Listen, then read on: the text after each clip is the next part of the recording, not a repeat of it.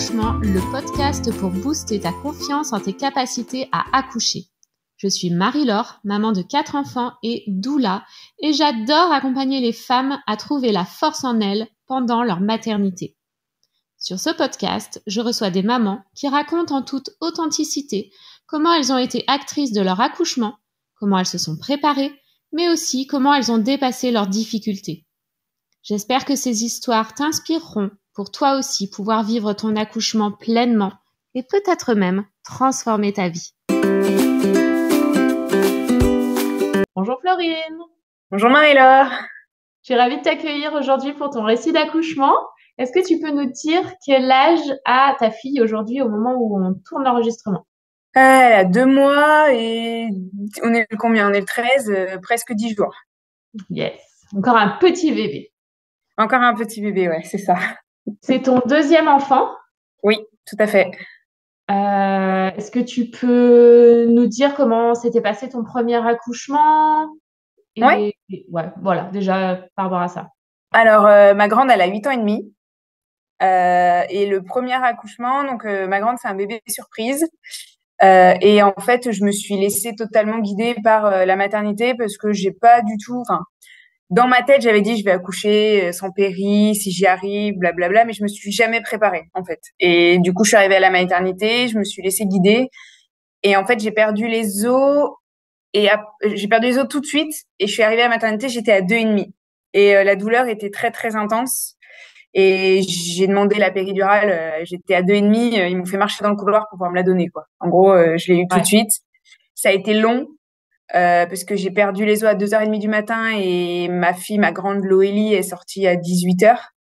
Ouais. Et en fait, ils m'ont mis la péri, ça s'est ouvert jusqu'à 6. Et à 6, ça a arrêté totalement de s'ouvrir. Et après, ils m'ont balancé des choses dans la péridurale, en plus de l'ocytocine qu'ils m'avaient déjà mis par la perf, parce que ça s'ouvrait vraiment pas et qu'il fallait que, si je voulais accoucher par voie basse, voilà. Et puis, j'ai fait le bloqué-poussé, voilà, qu'on m'a demandé de faire, mais j'ai rien senti. Et du coup, j'ai eu pas mal de points, je me suis déchirée à côté de l'anus. Enfin, voilà, ça a été un peu le carnage, quoi. Pas terrible. Et Non, par rapport mais... du coup à ton projet enfin, tu t'étais dit que tu aimerais quand même un truc plus naturel. Comment tu l'as vécu du coup? Alors, en fait, sur le coup, je l'ai bien vécu. Puis c'est quand je suis tombée enceinte de Maxine, on m'a dit qu'il y a plein de choses qui auraient pas dû être faites. Déjà, ils m'ont appuyé sur le ventre pour faire sortir ma fille. Donc ça, apparemment, ça se fait pas. J'ai eu le point du papa derrière, donc ils m'ont recousu un petit peu plus serré que ce qui était prédit, enfin ce qui devait être du moins. Ouais. Et du coup, j'ai eu beaucoup de mal à reavoir des rapports, ça m'a fait mal, ça a été compliqué. Et puis du coup, enfin sur le coup, je l'avais vraiment bien vécu parce que j'ai sorti ma fille de mon ventre, enfin c'était beau. Mais quand je suis tombée enceinte de Maxine, comme j'ai fait de la PMA pour l'avoir, que j'ai fait une choriosynthèse pour vérifier qu'elle avait pas d'anomalie génétique, je me suis dit que là, je voulais vraiment sortir de cette ambiance maternité, de cette ambiance hôpitaux, et je voulais vraiment un truc physiologique, à défaut d'avoir réussi à l'avoir naturellement, tout ça. Je voulais vraiment la mettre dans une bulle et avoir un accouchement le plus sain possible pour elle, en fait. Voilà, c'était ça. Entre-temps, ta vision avait un peu évolué? Oui, j'ai grandi, hein, il y a 8 ans d'écart. Donc oui, j'ai évolué et puis je voulais pas qu'on me prenne mon accouchement parce que le premier, j'ai subi. Là, je voulais être acteur. Je voulais que ce soit quelque chose où j'étais acteur. Et puis, comme mon conjoint, c'est un autre conjoint que le papa de Loélie, il était beaucoup plus investi et je voulais vraiment que ce soit on accouche et pas j'accouche toute seule. Que ce soit quelque chose qu'on fasse à deux. Donc voilà. Du coup, tu es tombée enceinte de ta deuxième. Comment tu t'es préparée?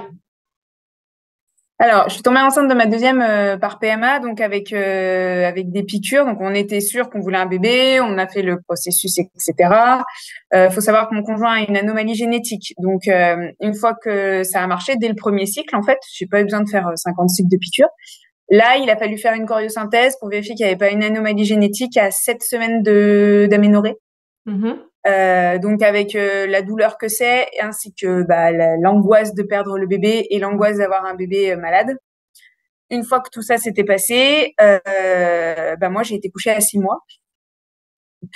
Et du coup, parce que j'avais énormément de contractions, donc menace d'accouchement prématuré. Et en fait, là, je me suis dit autant mettre à profit ce moment où ça va être très très très très long sur mon canapé. et me préparer au mieux possible. Alors, au début, j'ai fait des cours d'autonomie. Donc ça, c'était même quand j'étais pas couchée. Hein, j'ai commencé à 4 mois et j'ai continué même couchée puisque j'avais le droit de faire un tout petit peu de voiture de temps en temps. Et puis après, je me suis renseignée un peu vers les réseaux sociaux et tout. Et puis, je suis tombée sur ton challenge. Et après, j'avais vu avec toi parce qu'Objectif Naissance, je crois que c'était sur 7 ou 9 semaines, je sais plus. Oui, à peu près, ouais. Voilà. Et en fait, j'étais pas sûre de pouvoir aller jusqu'au bout parce que j'étais en MAP et je voulais voir avec toi si même en le prenant, ça allait être faisable. Donc, du coup, comme tu m'as dit que tu pouvais tout débloquer du départ, je me suis mis là-dedans et j'avoue que déjà, ça m'a préparée. Alors, j'étais prête très, très tôt, hein, du coup, puisque je m'ennuyais beaucoup. Bah oui, Donc, en plus, tu avais le temps. C'est vrai que je t'ai tout débloqué d'un coup, ça fait pas mal de vidéos, mais toi, tu avais le temps. C'est ça. C'est ça. Et puis moi, quand j'ai pris l'offre, il y avait le programme Oxygène avec. Ok. Et ça, franchement, je regrette pas. Et puis les visios, et ça m'a tenu. Enfin, c'était mon petit rendez-vous de la semaine, quoi, parce que je m'ennuyais beaucoup et du coup, voilà. Donc je me suis préparée grâce à ça. J'ai appris plein de choses. Et du coup, c'est vrai que je suis arrivée à l'accouchement, bon, avec la flip, hein, comme tout le monde, j'imagine, mais avec plein de choses derrière où je me disais, j'ai quand même un sacré bagage. Et mon conjoint, il a été aussi, il s'est mis dedans, il a fait le visio papa, et puis il a regardé mon projet naissance, et puis il s'est impliqué, et lui, il savait qu'il avait un rôle à jouer, et franchement, c'était agréable, quoi. Il a vraiment pris son rôle à cœur. Ok. En plus de l'autonomie, du coup. En plus de l'autonomie, où il a été impliqué. Un petit peu moins investi sur l'autonomie, il trouvait ça un peu ennuyeux. Voilà, après, chacun ses trucs, mais c'est vrai qu'il trouvait ça un peu ennuyeux. Ok. Ça marche. Du coup, comment ça s'est passé? Du coup, j'ai tenu au moins jusqu'à 37 semaines d'aménorrhée. Donc là, on était bon. Bravo. Voilà. Donc, avec un col qui était à 40 mm, donc j'ai envie de dire plutôt pas mal. Donc, le vendredi 27 juillet, je crois, c'était donc je rentrais dans ma 37e semaine. Enfin, j'avais fini 36e, j'étais dans la 37e. Donc, j'ai eu le droit de me lever. Et là, je me suis levée, j'ai passé l'aspirateur, je me souviens. Et là, j'ai senti que c'était pas une bonne idée. Ça commençait à travailler, ça contractait un peu, et des contractions qui n'étaient pas comme celles que j'ai eues tout le long, qui étaient un peu plus douloureuses. J'ai commencé à avoir des pertes un petit peu rosées. Donc, ayant déjà eu une première fille, je me suis pas alarmée. Je me suis dit, bon, ça bouge, ça va se déclencher.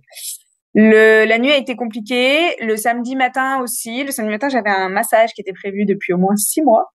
Donc, je suis allée à mon massage. Et en leur disant, massez-moi bien comme il faut parce que je pense que là, il me faut une dose d'ocytocine. Je pense que c'est pour aujourd'hui, quoi. Aujourd'hui, demain, enfin, c'est pour. Et donc, elles m'ont bien massé, tout ça. Et on est rentré. Et en fait, le soir, ça s'est calmé.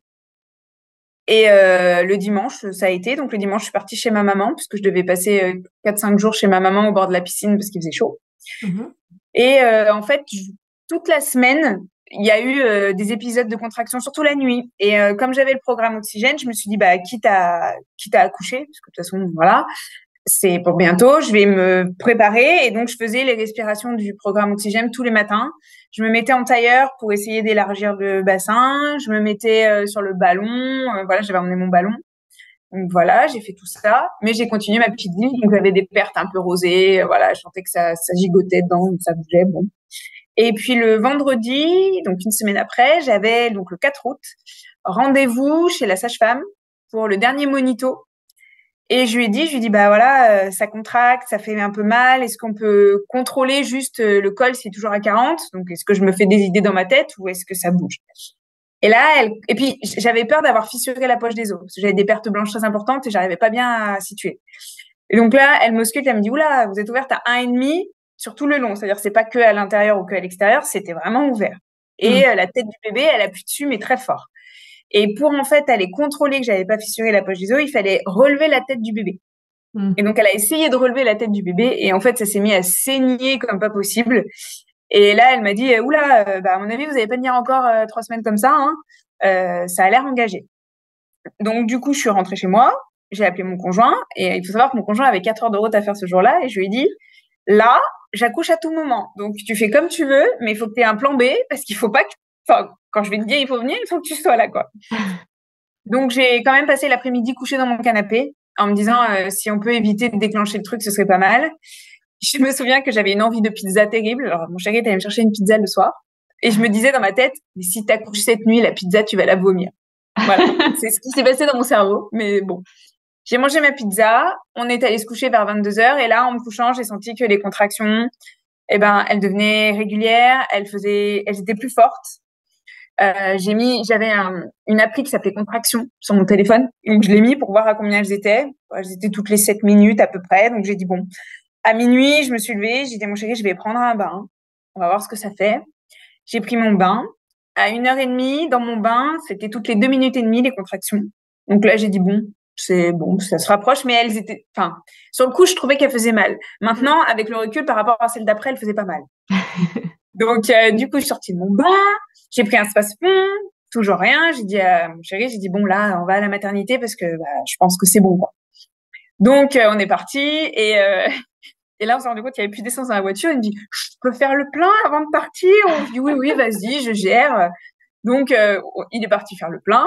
Enfin, on est parti parce que j'étais avec lui. Et en fait, je gérais super bien et je faisais la respiration sans bruit, mais j'inspirais, j'expirais. Enfin, je me concentrais, ça se passait super bien. Je suis arrivée à la maternité. Là, donc ils m'ont pris tout de suite et ils m'ont auscultée. J'étais à 2. La déception. Mais les contractions étaient régulières et en plus sur le dos c'était compliqué. Donc je leur ai donné mon projet de naissance en disant voilà, je veux quelque chose de physio. Est-ce que comme c'est qu'à 2, je peux aller marcher, je peux accès à un bain ou je sais pas. Donc il y avait pas de bain là-bas. Donc ils m'ont fait faire le tour de l'hôpital pendant 1h30. Sauf qu'en fait il faisait froid. Truc improbable, hein, la nuit du 4 au 5 août, il faisait froid. Et je pense que ça a cassé le truc, en fait, parce que j'ai eu très froid. Et donc, on est revenu. Là, ils m'ont proposé de prendre une douche. Donc, j'ai pris une grande douche de moins 3/4 d'heure. Et quand après, derrière, ils m'ont réauscultée, j'étais toujours à 2 et les contractions s'espaçaient. Donc, ils m'ont dit, on peut vous garder, mais au vu de votre projet, c'est peut-être mieux de rentrer chez vous. Donc, j'ai décidé de rentrer. Donc, on est rentré. J'ai fait un petit déjeuner parce que j'avais faim. Et après, je me suis posée sur le canapé, parce que comme c'était toutes les 10-12 minutes, je me suis dit, je vais essayer de dormir. Donc, j'ai commencé à dormir un peu entre les contractions, et je crois que vers 8h30, 8h30, 9h, là, ça a commencé à faire un peu mal quand même. Et donc, vers 10h, j'ai dit, je vais aller prendre un bain, encore. Donc, je suis retournée dans mon bain. Là, j'ai ma fille qui était pas là, ma grande, qui était chez mon papa, chez ma sœur, avec mon papa, qui m'a appelée en visio. Okay. Donc, grosse dose d'ocytocine. Sauf qu'elle m'a demandé, mais qu'est-ce que tu fais dans le bain? Et là, je lui dis, maman, elle a mal au ventre, ça la soulage d'être dans le bain, et j'ai eu le droit à la réflexion. Mais moi, j'ai pas le droit de prendre de bain. Oui. Et toi, t'es petite. Donc, j'ai eu ma petite dose d'ocytocine, mais j'arrivais à gérer mes contractions. Enfin, tout se passait bien. J'ai même appelé mon papy parce que c'était son anniversaire pour lui souhaiter. Et après, sortie du bain, on a mangé avec Stéphane, il devait être midi. Voilà. Et après, j'ai essayé de refaire la sieste. Et là, c'était beaucoup plus compliqué. Elles étaient toujours espacées, mais elles étaient vraiment fortes. Et donc, j'ai fini par m'asseoir en tailleur sur le canapé et à vocaliser, c'est-à-dire à faire le « oh » comme ça à chaque contraction. Et j'ai fait ça, je pourrais pas dire pendant combien de temps. On a mis de la musique aussi. On a mis une playlist qu'on avait décidée pour la naissance. Donc, je l'ai mise. Et puis, de mémoire, vers 4h, je suis retournée dans le bain. J'ai dit non, il y a que le bain qui fait effet, je retourne dans mon bain. Donc, je suis retournée dans le bain. J'y suis. Donc là, Stéphane m'a dit, écoute, t'es pas prête d'accoucher, je vais faire des courses, je vais laver la voiture. Si ça va pas, je suis à côté, t'appelles. Donc, il part. De toute façon, il pouvait rien faire pour moi. Ouais. Donc, il part. Et là, j'ai pas eu l'impression qu'elle se rapprochait. C'est après, en regardant mon truc des contractions, que je me suis rendu compte qu'en fait, elles étaient toutes les 6-7 minutes. Et ma fille m'a rappelé à croire qu'elle m'appelait que dans le bain. Et là, pour le coup, j'étais obligée de couper le micro à chaque contraction, de poser le téléphone et de faire mes sons parce que j'arrivais pas, sinon je pouvais pas gérer. Donc voilà. Donc à 5h30, je suis sortie de mon bain. Je me suis mis à 4 pattes avec le ballon sous ma tête comme ça et à chaque contraction, voilà. Et Steph est rentrée des courses. Et là, je lui ai dit, là, ça fait mal. Là, on va y aller parce que là, j'ai trop mal. C'est plus possible. Et en plus, on avait 40 minutes de voiture. Et je lui ai dit, je sais pas comment je vais pouvoir gérer derrière si jamais ça fait trop mal. Donc, on est reparti. Hop, hop, hop. On est arrivé à la maternité. Il devait être 7h15 parce que le temps qu'on parte et tout, machin. Ouais, c'est ça, 7h15. Là, les nanas, elles m'ont dit, on savait que vous alliez revenir. Donc, elle me propose de me mettre sur le dos pour faire le monito. Et là, je leur dis, stop. pas sur le dos. Est-ce que c'est possible de le faire sur le ballon parce que j'ai vraiment mal et là sur le dos c'est pas possible. Donc elles m'ont mis sur le ballon, elles m'ont mis le monito. Effectivement, les contractions étaient rapprochées et j'étais ouverte qu'à 3. Et là, je me suis mis à pleurer en leur disant, mais on m'a dit qu'un deuxième bébé, ça allait beaucoup plus vite. Ça fait 12 heures et j'ai ouvert d'1 centimètre. C'est du n'importe quoi. Et donc, elles m'ont dit, mais vous inquiétez pas, une fois que vous allez arriver plus loin, ça va aller de plus en plus vite. Et puis, je me suis souvenue de la montagne, de ce que tu nous expliques. Donc, je dis, OK. Et là, Steph, il m'a dit, maintenant, c'est moi qui prends le relais. Tu me laisses faire, je vais t'aider. Voilà, on est formé pour, entre guillemets, avec Objectif Naissance. Donc maintenant, moi, je rentre en jeu. Et en même temps, je discutais sur le groupe Facebook Objectif Naissance et il y a une des mamans qui m'a dit certains points d'acupression. Et donc Stéphane m'a fait des points d'acupression dans la main. Donc à chaque contraction, il appuyait très fort dans mes mains. J'appuyais comme ça, je me mettais comme ça et il faisait sur la main et il m'a fait aussi sur la cheville. Après, on est parti marcher dans l'hôpital 45 minutes. Alors, au début, je voulais pas y aller à l'hôpital parce qu'avec mes j'avais peur d'être totalement ridicule. Franchement, en fait, j'en avais plus rien à foutre une fois que j'étais là-bas, tellement j'avais mal. Donc, je me suspendais. Il y avait des barrières pour se tenir pour marcher. Je me suspendais aux barrières et je criais, à chaque contraction. Au bout de 45 minutes, on est revenu et là, je leur ai dit non, je préfère le ballon. Et elles m'ont dit, on va vous passer dans la salle que vous avez demandé, la salle chromato. Donc, c'est une salle avec plusieurs lumières. On choisit. Il y avait un ordinateur pour mettre une playlist. Elles m'ont donné un ballon, j'avais le droit à un tapis de sport, il y avait le lit. Enfin, c'était vraiment idéal, quoi. Et là, elles m'ausculent, j'étais à 4. Donc 45 minutes, 1 centimètre. J'ai dit ouais, c'est pas mal.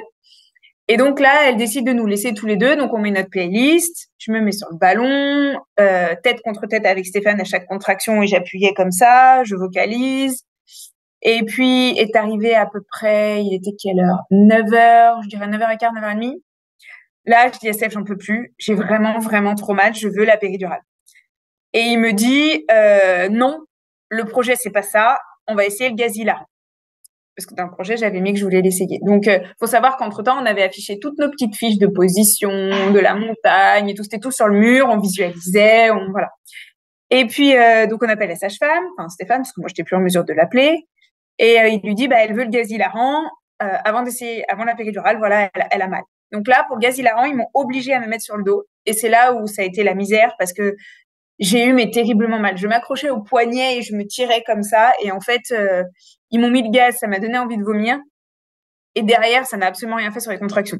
C'est-à-dire qu'elles étaient toujours aussi douloureuses. Alors, on plane un peu, on a envie de vomir parce que ça pue.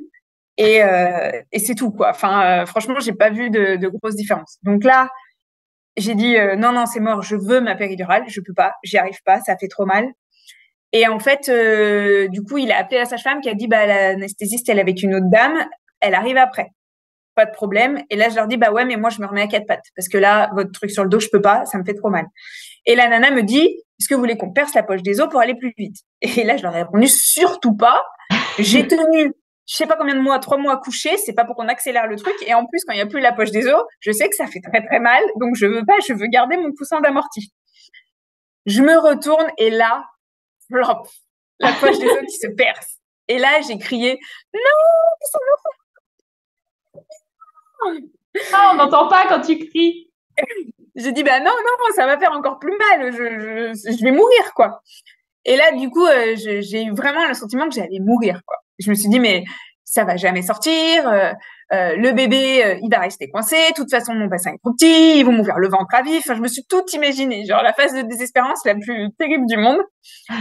Stéphane, mon conjoint, me tenait la main et je lui ai mordu. Parce que je voulais me mordre moi, mais en fait, il avait sa main sur ma main, donc c'est lui qui a pris. Et là, je me souviens que je vocalisais plus dans le grave. Je vocalisais dans l'aigu. J'hurlais dans l'aigu. Et donc, à 4 pattes comme ça, j'ai vu... Donc, d'abord, ils m'ont donné mon haricot pour vomir. J'ai pris le haricot, je l'ai jeté au bout de la pièce. Ils ont tant bien que mal, ils m'ont enlevé mon soutien-gorge. Ils voulaient me mettre une chemise de nuit. J'ai pris la chemise de nuit, je leur ai dit, mais vous me faites chier avec votre truc, j'ai trop chaud. Donc, j'étais à toute nue sur ma table à 4 pattes. Et là, l'anesthésiste est rentrée. Et puis, j'ai vu l'anesthésiste qui repart. Et là, je me suis mis à pleurer. Et la nana me dit, mais c'est trop tard. C'est trop tard. Vous sentez que vous avez besoin de pousser? Je dis, oui, je pousse, mais je veux quand même mon anesthésie. Donc, je pousse. Et avec du recul, maintenant, je me dis qu'en fait, les contractions étaient plus espacées. J'aurais dû en profiter pour respirer. Mais j'étais tellement désespérée, tellement dans mon truc. J'étais trop... Voilà, c'est pas possible, j'ai pas géré ça. Et en fait, d'après ce qu'on m'a raconté, je disais, mais sortez-la, tirez dessus, sortez-la. Et donc, le bébé descendait, mais remontait. Je sentais que ça descendait, ça remontait à chaque fois que je poussais. Et j'ai pas réfléchi, je voulais la souffler, comme dans Objectif Naissance, comme dans l'oxygène. J'ai pas soufflé, hein. J'ai poussé comme une malade. Et puis, en fait, donc, apparemment, ils avaient le monito qui mettait sur mon ventre. Je me souviens même pas qu'il y était. Et le bébé avait le cœur qui ralentissait. Donc, ils m'ont demandé de me mettre sur le dos. Ce auquel j'ai répondu, c'est hors de question. Et donc, ils m'ont dit, est-ce que vous acceptez de vous mettre sur le côté? Et sur le côté, j'ai dit oui. Donc, ils m'ont mis sur le côté avec une jambe en l'air, dans l'étrier, enfin, la jambe dans l'étrier. Et là, ils m'ont demandé de pousser. Donc, la tête est passée, j'ai senti le cercle de feu. Et après, les épaules sont restées coincées. Donc là, elle m'a dit, il faut pousser très, très fort parce que là, il faut sortir les épaules. C'est bon, c'est le moment. Et donc là, j'ai poussé, mais hurlé, poussé, j'ai tout fait. Et finalement, flop, le bébé est sorti. Donc là, par contre, j'étais totalement ailleurs. La douleur avait été peut-être trop intense, je sais pas. J'étais totalement perdue. Je me souviens pas qu'elle ait pleuré. Je l'ai pas entendu. Mon conjoint m'a dit que oui, mais moi je l'ai pas entendu. Je me souviens quand ils me l'ont mis sur moi, où là il la tapotait un peu, la frottait et elle mouinait. Entre-temps, Steph avait changé de côté. Voilà. Il a pleuré, je l'ai même pas vu. Et après, ils m'ont demandé de me mettre sur le dos. Alors là, c'était compliqué parce que j'avais mal au bassin, j'avais un peu mal partout pour le placenta. Donc, ils m'ont mis sur le dos avec mon bébé sur le ventre. Et là, j'ai dit, mais je ressens des contractions. Ils m'ont dit, c'est normal, on vous a mis de l'ocytocine. Donc maintenant, si vous voulez pousser, poussez. Et du coup, bah, j'ai dit, bah, ok. Bah, et puis, j'ai poussé. En 2 poussées, c'est sorti. Voilà. Et puis, ils ont coupé le cordon. Alors, j'avais demandé un clampage tardif. Ils l'ont pas vraiment fait, mais j'étais tellement ailleurs que me suis pas battue. Voilà. Donc, le placenta est sorti. Ils m'ont dit qu'ils me recousaient. Donc, j'avais 3 points et 2 éraillures. Rien de bien méchant. Ils m'ont mis un peu de froid. Voilà. Elle m'a dit, c'est soit je vous mets 2 fois, soit je vous anesthésie. Mais pour 3 petits points, vous allez sentir 3 piqûres, plus une 4e pour anesthésie. Est-ce que c'est vraiment utile? Je lui dis non, non. Donc, du coup, elle a recousu. Ils ont fait les soins du bébé sur mon ventre, parce que je l'avais demandé. Ouais. Et puis après, par contre, elle a dû partir pour la faire marcher et tout ça. C'était en face de moi, en fait. Il y avait un petit coussin en face. Donc là, Stéphane est allé avec eux. Et là, j'ai demandé à ce qu'ils mettent Stéphane en poids-beau, parce que moi, j'avais besoin de souffler. En fait, j'étais pas, voilà. Et après, il y a eu la première tétée. Alors, Maxine était fatiguée, donc la première tétée, elle l'a pris, mais elle t'était pas très bien. C'était compliqué, voilà. Ils nous ont laissé 2 heures à peu près, où ils sont venus 2 fois pour m'appuyer sur le ventre parce que j'avais perdu beaucoup de sang. Donc, pour vérifier que, en appuyant, il n'y avait pas des jets qui sortaient. Après, ils m'ont remonté dans la chambre avec mon petit fauteuil roulant, là. Et puis après, il y a eu la nuit, mais ouais, non, on est remonté dans la chambre, il devait être minuit et demi, et Maxine est sortie à 22h32. Donc, en fait, à 21h30, j'étais à 7, et à 22h32, elle était dans mes bras, quoi. Donc, ça a été extrêmement vite sur la fin. Ouais. Voilà. Mais heureusement, parce que sinon, j'aurais pris la péridurale. Donc, finalement, c'est pas plus mal. Donc, voilà. Quel souvenir tu gardes de cet accouchement quand tu te le remémores? Qu'est-ce que tu Aujourd'hui, un très bon souvenir. Sur le coup, un peu moins. Sur le coup, j'avoue que cette douleur et cette impression qu'on m'écartelait de l'intérieur. Voilà. Aujourd'hui, j'ai un peu la déception de pas avoir géré ce moment-là, de pas m'être rendu compte que les contractions s'espaçaient, que c'était maintenant qu'il fallait que je me repose, comme je l'avais vu dans le programme, etc. Mais je me dis que je l'ai quand même fait parce que mes contractions, elles appuyaient derrière. Hein. Elles appuyaient pas devant. Et honnêtement, je pense que j'aurais mieux géré si ça appuyait devant, parce que ça fait quand même moins mal, il paraît. Derrière, c'est une douleur, mais waouh. Et les nanas m'ont dit, il était mal positionné. C'est aussi pour ça que je me suis mis à 4 pattes. Je sentais que comme elle appuyait derrière, c'était pas bon. Mais ma première, elle avait fait pareil. Ma première, ça appuyait derrière. Et donc, je me dis que bon, si j'en avais 50, ils appuieraient peut-être tous derrière. Donc, oui, peut-être, ouais. Voilà. Donc, mais j'en garde un bon souvenir et je suis assez fière quand même d'avoir réussi. Enfin, on a réussi parce qu'en fait, on l'a fait à 2. Ouais. Et c'est ça qui est beau, quoi. Yes. Donc, voilà. Eh ben, bravo. Et par rapport au postnatal, est-ce que tu as senti une différence entre ta première, ta deuxième, entre le fait d'avoir eu la péridurale, pas la péridurale? Alors, oui, bah déjà, on s'en remet nettement mieux. Enfin, il n'y a pas photo. Déjà, on peut marcher tout de suite. En plus, à l'hôpital, ils m'ont proposé le resserrage de bassin. Donc, j'ai eu 2 resserrages de bassin. Alors, j'ai envie de dire le lendemain, mais non, parce qu'elle est née à 22h32, donc le jour qui a suivi. Oui. Vachement du bien. Et puis, j'ai eu tellement moins de points, parce que j'en avais eu tellement pour l'OELI que, bah, je veux dire, aller à la selle, tout ça, c'était beaucoup moins compliqué. Même aller aux toilettes, ça faisait moins mal. Donc oui, j'ai trouvé que j'ai beaucoup mieux récupéré. Enfin, le lendemain, je marchais, enfin, je galopais pas, hein, mais je marchais presque normalement. Après, moi, j'ai été couchée 3 mois, donc j'avais plus de muscles. Donc marcher, si je marchais mal, c'était pas dû à l'accouchement, c'était plutôt dû aux 3 mois couchés qui m'avaient enlevé mes muscles. Ok. Donc non, avec le passif que j'avais des 3 mois couchés, heureusement, je pense que j'ai pas eu de péridurale, parce que sinon, j'aurais mis un moment à m'en remettre. Ok. Donc voilà. Bah écoute, merci beaucoup. Est-ce que tu aurais une dernière chose que tu as envie de transmettre aux mamans qui écouteront l'épisode? Eh ben que déjà faut croire en soi. Voilà. Après, c'est sûr que quand on est dans le truc, on se remémore pas tout, mais on a forcément des clés. Enfin, je veux dire, je me suis souvenue quand même de certaines choses, donc voilà. Et puis que, bah, franchement, si elles sont dans Objectif Naissance et qu'elles je vais la refaire, et qu'elles hésitent à prendre le pack oxygène, honnêtement, prenez-le. Parce que moi, je me suis beaucoup servi de ça, peut-être même plus que d'en fait d'Objectif Naissance. Objectif Naissance, c'était un soutien, j'ai appris des choses, mais le jour J, les respirations, c'était vraiment la clé. Donc voilà, c'est oui, ce que je oxygène et la visualisation, c'est vraiment des outils concrets à utiliser le jour J. Objectif Naissance, c'est toute une transformation de notre vision sur l'accouchement pour pouvoir s'affirmer le jour J et aller dans la direction du projet qu'on veut. Et un soutien. C'est aussi un grand soutien parce que le groupe Facebook, moi franchement, il m'a bien aidé. Les visios, elles m'ont bien aidé. On a toutes des questions, on se pose toutes des questions. Donc voilà, après, peut-être des fois on répète un peu, mais au final, ça rentre et puis du coup. Ça devient évident du coup, et du coup, ça devient facile derrière. C'est ça, puis c'est un sacré soutien parce que là, on était combien de mamans? 4 mamans à accoucher en août. J'en ai doublé 2, mais c'était rigolo. On disait qu'on avait la team orange parce qu'on était orange et enfin, c'était magique, quoi. C'était magique. Donc non, c'est franchement, je le recommande et puis voilà, c'était un bon moment.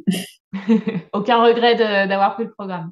Ah non, pas du tout. Au début, j'hésitais parce que ça a quand même un coût. Et c'est mon conjoint qui m'a dit, mais vas-y, tu regretteras pas. Et non, aucun regret. Même pour lui, le visio papa, ça lui a permis de se rendre compte et il était beaucoup plus investi derrière. Donc non, franchement, aucun regret. Merci beaucoup, Florine. Je vous souhaite une belle continuation tous ensemble. Oui. Merci. Au revoir. Merci.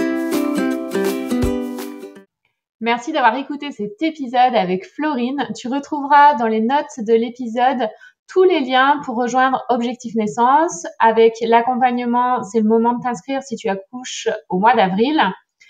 Et puis, tu retrouveras aussi les liens pour regarder si le programme Oxygène et si la visualisation de l'accouchement peuvent être utiles pour ton accouchement. Je te souhaite une bonne journée.